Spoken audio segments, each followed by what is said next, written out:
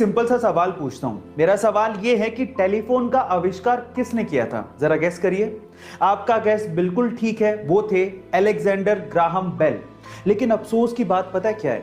अफसोस की बात यह है कि जिस टेलीफोन का आविष्कार ग्राहम बेल ने किया था, उसका उपयोग वो अपने ही घर पे अपनी मां से और अपनी पत्नी से बात करने के लिए नहीं कर सकते थे। क्या उसके पीछे का रीजन जानते हैं? उसके पीछे का रीजन ये है कि उनकी मां और उनकी पत्नी दोनों डेफ यानी कि बहरी थी। वो सुन नहीं सकती थी। ऊपर वाले का खेल देखिएगा इस। क्या आपको इसके पहले तक अधिकतर लोग एल्बर्ट आइंस्टाइन को सबसे ज्यादा बुद्धिमान मानते हैं और उन्हीं के आईक्यू लेवल से सबके आईक्यू लेवल का कंपैरिजन किया जाता है। लेकिन क्या आपको पता है कि एल्बर्ट आइंस्टाइन खुद किसको सबसे ज्यादा बुद्धिमान मानते थे?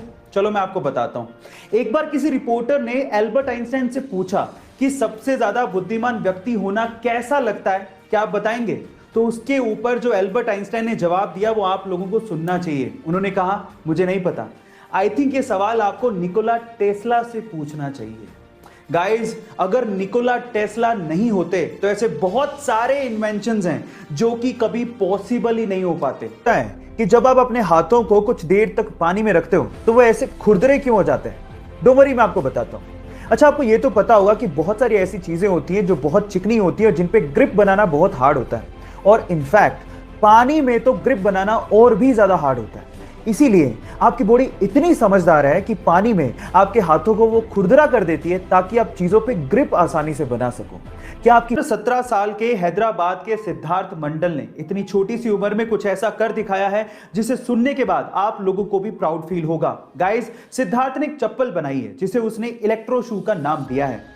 उसके मुताबिक इस चप्पल के थ्रू हमारे देश की बेटियों को रेप जैसे गुनाह से बचाया जा सकता है। कैसे? मैं आपको बताता हूं। सबसे पहले तो उस चप्पल में कुछ ऐसे सेंसर लगे हुए हैं कि जो भी लड़की उसे पहनेगी उसकी एग्जैक्ट लोकेशन उसके घर वालों को आसानी से मिल सकती है। नंबर 2, उस चप्पल में कुछ ऐसे इक्विपमेंट्स लगे हुए हैं जिसके थ्रू जो भी लड़की को छूने की कोशिश करेगा उसे करंट लगेगा, उसके बाद उस गुनहगार को पकड़ा जा सकता है। और नंबर 3, ये चप्पल इलेक्ट्रिसिटी से नहीं बल्कि लड़की के चलने से चार्ज होगी। है ना अमेजिंग फैक्ट? कैलिफोर्निया में एक शख्स 40 साल तक जेल में बंद रहा। लेकिन हैरान कर देने वाली बात यह थी कि जिस अपराध के लिए वो शख्स 40 साल तक जेल में बंद रहा, वो अपराध उसने किया ही नहीं था। जब 40 साल बाद उसे बेकसूर साबित किया गया तो उसे जेल से रिहा कर दिया गया। लेकिन उस 40 सालों का क्या? उसका खामियाजा कौन भुगतेगा? गाइस, कोई और देश होता तो शायद इसका खामियाजा कोई नहीं भुगतता, लेकिन कैलिफोर्निया की गवर्नमेंट ने उस व्यक्ति को 149 करोड़ रुपीस मुआवजे के तौर पे दिए।